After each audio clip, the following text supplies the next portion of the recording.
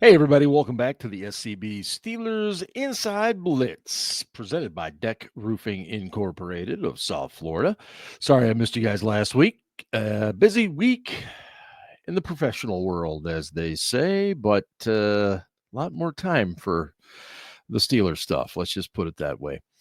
Mini camp began today, and yes, let's go ahead and put that word mandatory in front of it because we all know how serious that is.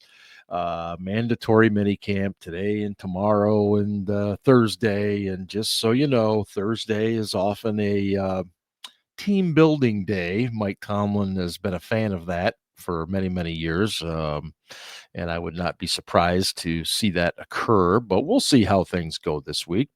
Obviously, the two big issues coming from today's first day of minicamp was Aaron Rodgers and TJ Watt.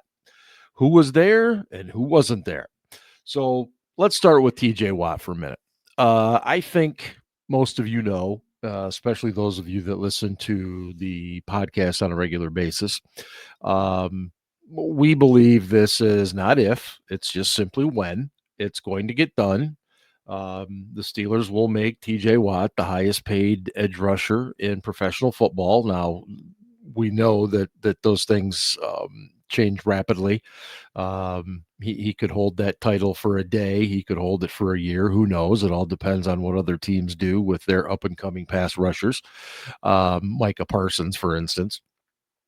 But the bottom line is the Steelers want to keep TJ Watt, who is reaching that age where pass rusher productivity starts to fall off. Okay, and I would be lying if I said that I wouldn't entertain trade possibilities. And I never thought I would ever get there. Okay. Being uh, an old school fan and thinker in terms of the way that the Steelers have operated in the last 50 years, that it just doesn't seem like anything that's ever going to happen. And I don't think it's going to happen here.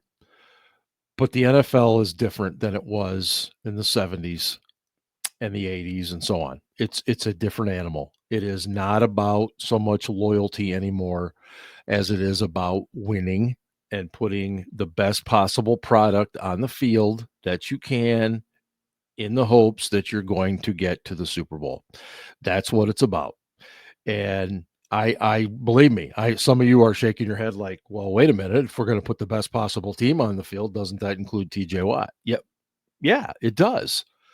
But if I can get a significant draft haul for it, for him, going into the 2026 draft, when I know I'm going to need ammunition, likely to move up to get the franchise QB that I want, then it crosses one's mind. And again, I want to reiterate, broken record. I don't see it happening. The Steelers will absolutely sign him. He will finish his career in Pittsburgh, regardless of what idiots like me think or anything else. Okay.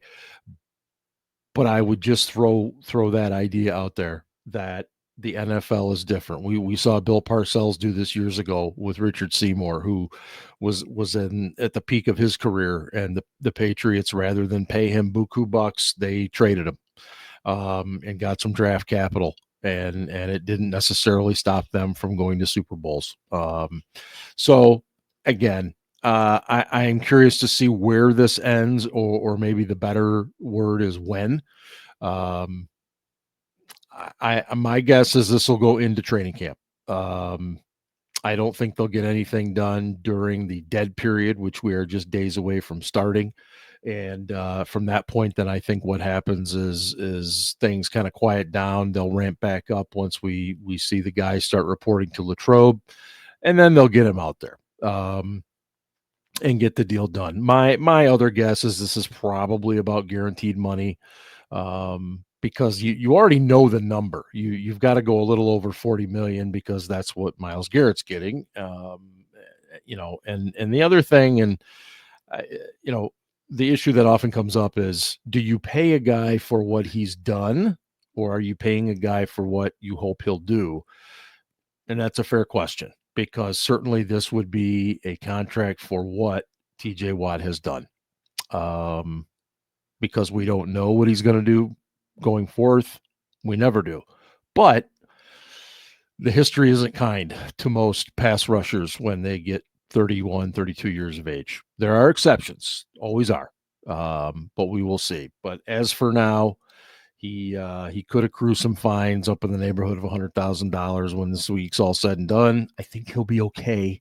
I think he's going to be fine, and can still afford diapers for the new baby. Yeah. Let's switch over to Aaron Rodgers for a minute.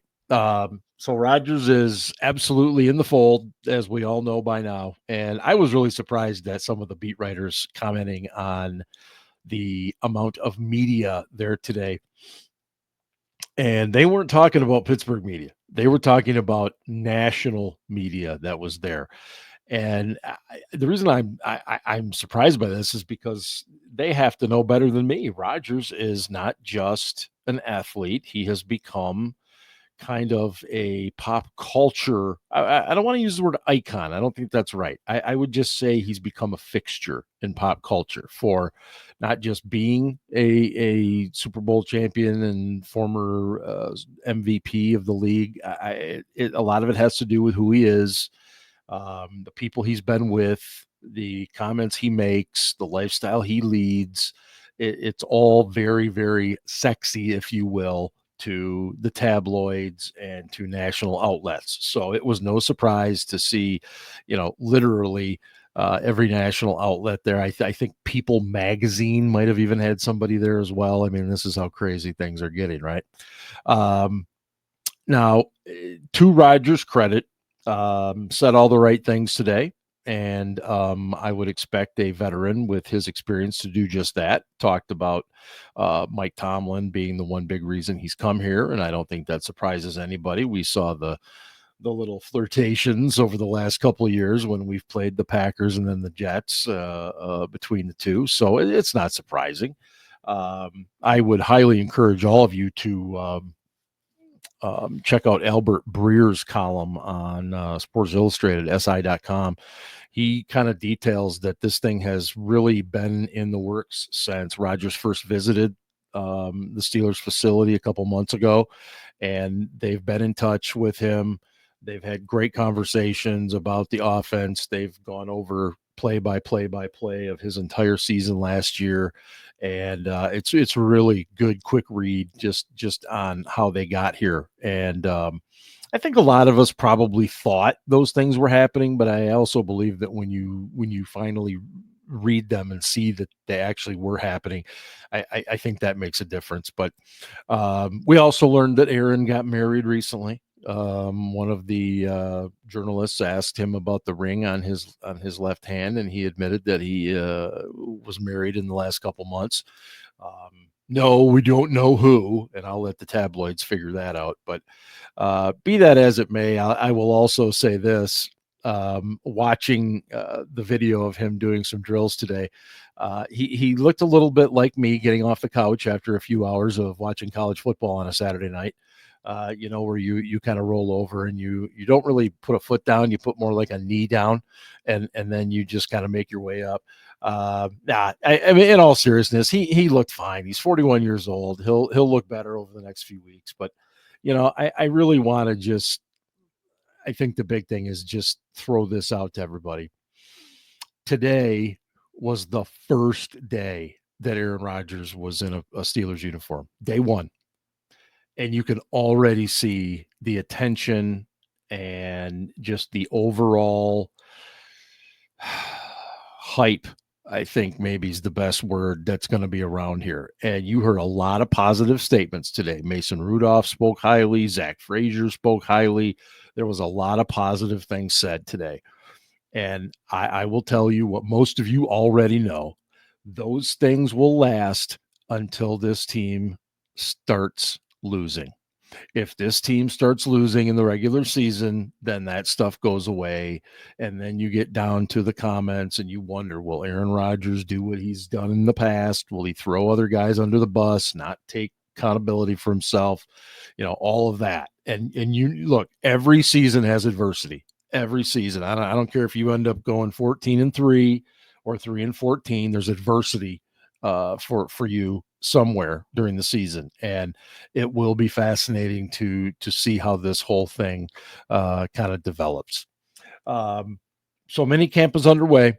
Thursday night, 10 p.m. Eastern, we'll have the SCB Steelers podcast presented by DEK Roofing right here for you, and we'll cover everything that's gone on. We'll take a look at some of the other players and stuff, and certainly dive into Derek Harmon already being announced as a starter on the defensive line, and lot of stuff to cover. And we'll set the table for what we got going during the dead period. We got some really fun stuff going on in our shows between the mini camp and then ultimately, of course, training camp coming up in Latrobe at the end of July. So anyway, thanks everybody for chiming in, and as usual, and great being here with you tonight, and we will hopefully see you on Thursday night for the show, 10 p.m. Eastern. And hey, go Steelers.